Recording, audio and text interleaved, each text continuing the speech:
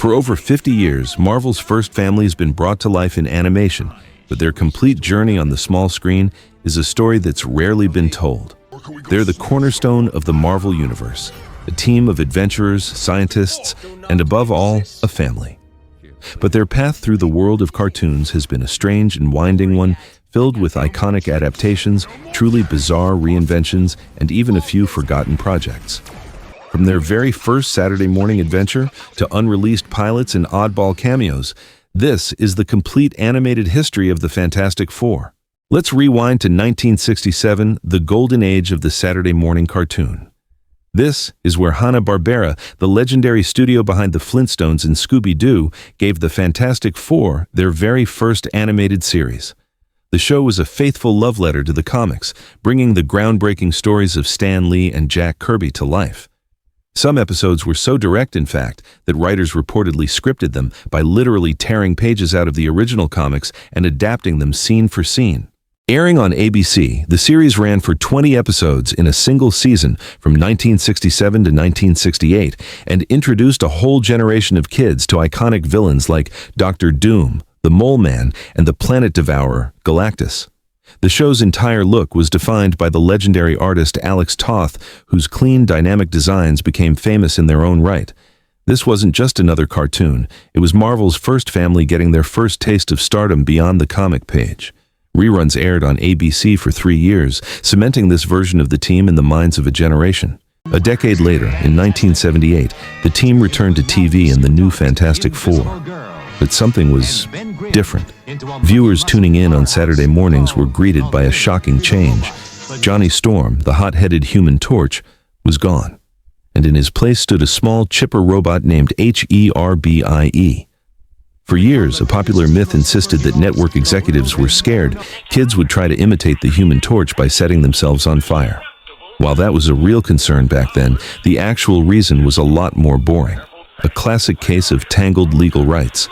It turns out Marvel had licensed the screen rights for the Human Torch to Universal for a solo movie that never even got made. Needing a fourth member, Stan Lee pitched the idea for a cute robot sidekick, and Jack Kirby, who was working on storyboards for the show, came up with the design. And so, H.E.R.B.I.E, or Humanoid Experimental Robot, B-Type Integrated Electronics, was born. Voiced by the legendary Frank Welker, H.E.R.B.I.E was a well-meaning but clumsy sidekick who completely changed the team's dynamic. The show itself, produced by Deepashi Furlang, had a definite 70s campy feel, but the absence of the Torch's fiery personality left a huge hole in the series. But the weirdness didn't stop there. In 1979, Hanna-Barbera produced one of the most baffling spin-offs in cartoon history, Fred and Barney Meet the Thing. This show featured a teenage version of Ben Grimm, who transformed into the ever-loving blue-eyed thing, not by cosmic rays, but by smashing 2 magic rings together and yelling, "Thing ring, do your thing." The rest of the Fantastic Four were nowhere in sight, and despite the title, Fred and Barney never actually met him. It remains one of the strangest footnotes in the team's animated history. After the oddities of the 70s, the Fantastic Four wouldn't headline their own show again until 1994, as part of a syndicated block called the Marvel Action Hour.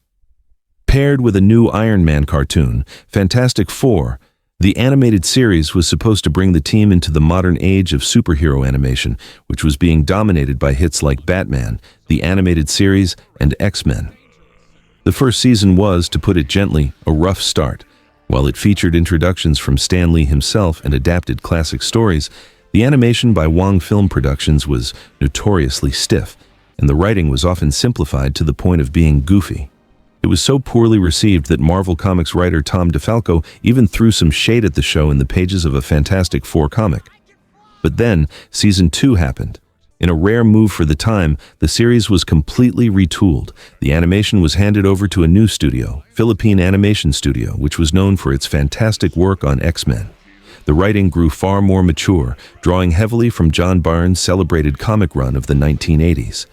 Suddenly, the action was more fluid, the character drama was more compelling, and the team even moved from the Baxter Building to the more modern Four Freedoms Plaza. The difference was night and day. The second season embraced a much larger Marvel universe, with guest appearances from Daredevil, Thor, and Ghost Rider. The show was also packed with blink-and-you'll-miss-it cameos from characters like the X-Men and various Avengers, making it feel like a truly connected world. There were even plans for a third season that would have explored Sue Storm's pregnancy and introduced characters like She-Hulk and Medusa, but sadly, it was never made. After another decade-long break, the team returned in 2006 with Fantastic Four, World's Greatest Heroes. Produced by the French studio Moonscoop, this series was a bold reinvention. It debuted on Cartoon Network and served as a loose tie-in for the 2007 live-action film, Rise of the Silver Surfer. The most striking thing about it was its vibrant anime-influenced art style. This show wasn't trying to be a page-for-page copy of any single comic. Instead, it was a fresh take that mixed classic ideas with new stories. The characters were given younger, more energetic designs, and the show leaned heavily into the sitcom-like family dynamic of life in the high-tech Baxter building. Reed was the brilliant but distracted dad, Sue was the capable and caring mom, and Johnny and Ben were the classic bickering brothers. The series ran for 26 episodes and was praised for finding a sweet spot between honoring the comics and creating its own identity. It wasn't afraid to get weird, featuring episodes with power swaps, trips to the microverse, and Doctor Doom launching the Baxter building into space. Despite a positive reception, the show struggled to find an audience due to an erratic broadcast schedule. Only 8 episodes aired during its initial run on Cartoon Network, before the rest were burned off on Nicktoons years later. The series was ultimately canceled, leaving planned storylines involving Galactus unresolved. Of course, the Fantastic Four weren't just headliners, they were also essential guest stars across the Marvel animated universe. They played a huge role in the 1990s Spider-Man series during the Secret Wars storyline. Ben Grimm also had a memorable team-up episode in the 1996 Incredible Hulk series. Later, they appeared in The Avengers, Earth's Mightiest Heroes, joining forces with the Avengers to take on Doctor Doom, and, in the series finale, Galactus himself. These appearances helped cement their status as the elder statesmen of the Marvel Universe, the foundational team that all the other heroes look up to. From the clean lines of Alex Toth in the 60s to the anime-inspired energy of the 2000s, the animated legacy of the Fantastic Four is far richer and more varied than most people realize.